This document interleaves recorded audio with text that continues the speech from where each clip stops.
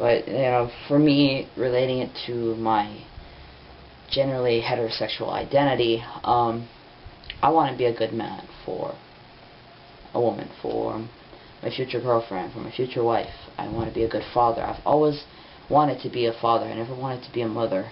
I always imagined having a girlfriend be the mother figure, and I want to be the father figure. And it's funny because I am reminded of a comment my mother made a couple months ago. It was oh, actually, no, further back when I first came out to her. She told me, what would you know about being a man? You weren't raised by one. You had your grandmother. And she didn't realize that I had my dad.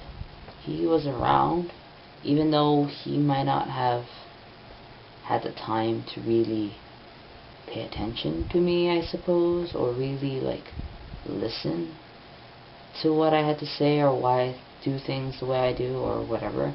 He was there, and I always looked up to him. My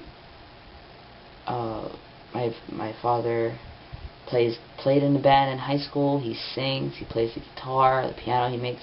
He works on his own music, and you know, I grew up listening to him sing songs about heartbreak and romance and love. Like I was into 70s, 80s rock because of him.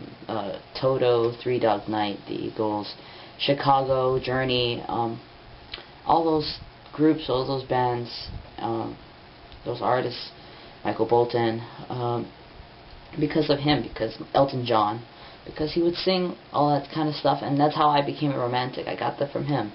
A lot of what I am came from my dad, just by watching him and wanting to be just like him. The good stuff. There are, you know, my dad's not perfect. There's no such thing as perfect. But there's a lot of qualities in my dad that I wanted to aspire to and be, and just I've always wanted to be better than most guys, because ever since I was 9 years old, I always knew that most guys just tend to break, all they ever do is break girls' hearts. And I always felt for my friends who would come to me crying on their shoulders about why, you know, asking me why this is happening to them. Why are their hearts being broken? Why don't men treat them right, treat them fair? And, you know, it sucked for me to want to have the voice in my head wishing to be the guy for them, to be the man that they want to have in their lives. So my sense of masculinity is honestly, I guess would be based upon other people, but at the same time it's because I myself, I am happy when I can educate, make people laugh, teach other people, like sharing with them, building people up. Like I don't know, that's what I do. I like to help people. I like to let them know that they're not alone. And I like to relate to people. I'm very empathetic. I'm very sensitive. Like, I am quite sensitive. It's taking me a lot of years to kind of develop a thicker skin about criticism. I have a huge fear of failure. I have a huge fear of being inadequate, of not being good enough. I'm all fear of rejection. It feels like a lot of times I've come across moments in my life where as soon as I come up with a good idea or trying to do something, it gets rejected by other people.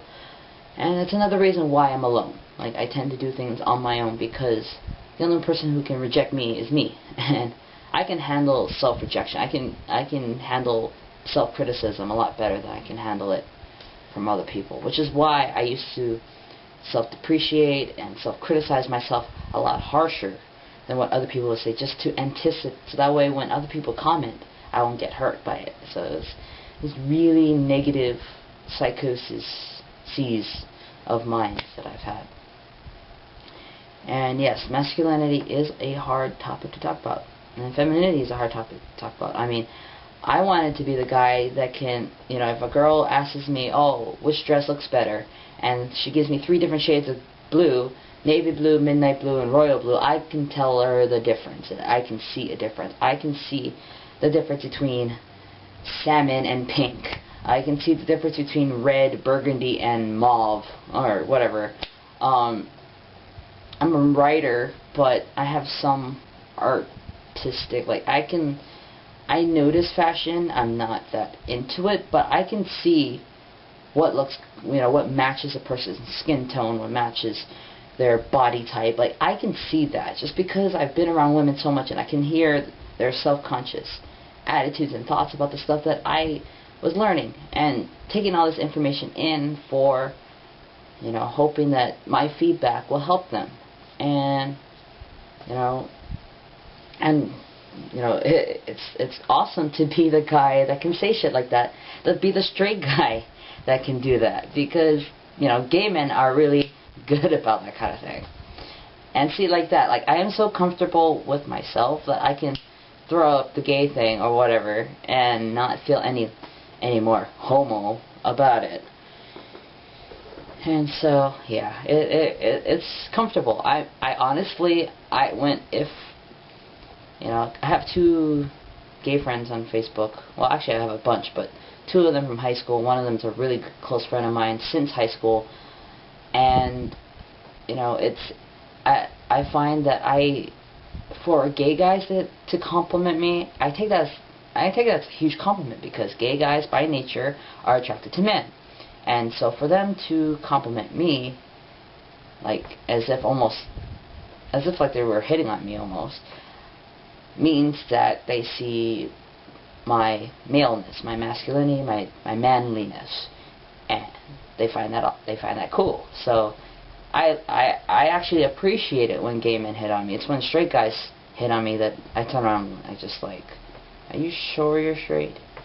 Because it bugs me. I haven't had that lately, but it bugs me. There was one coworker, regular at my job, that commented on one of my pictures on Facebook. Was like, "Oh, you look really hot." And I was like, I look like a dude. So, are you sure you're straight? Does your girlfriend know? Huh? Or if it's his perception of me that hasn't changed, then that's his own problem. But I base my masculinity on making other people happy, and that works for me. I've always kind of lived that way. I am becoming more and more self-reliant. I take care of myself. I do my own thing more now.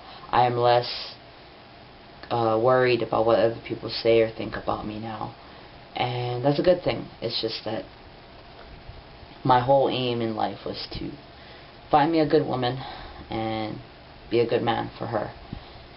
And so it makes me sad that girls see nice guys like me and look right past me and they aim for the nearest douchebag.